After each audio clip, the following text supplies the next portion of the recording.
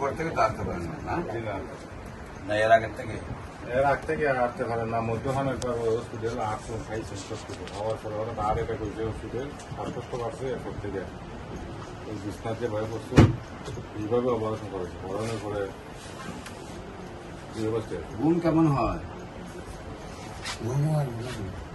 খাবার রুচি কেমন, প্রস্রাব ক্লিয়ার নেই, পায়খানা ক্লিয়ার নেই, খাওয়া দাওয়া কম, পায়খানা ক্লিয়ার নেই। সবচেয়ে বেশি অসুবিধা কি হয়, আসতে পারেন না, ব্যথা আছে নি, কোন জায়গায় ব্যথা হবে?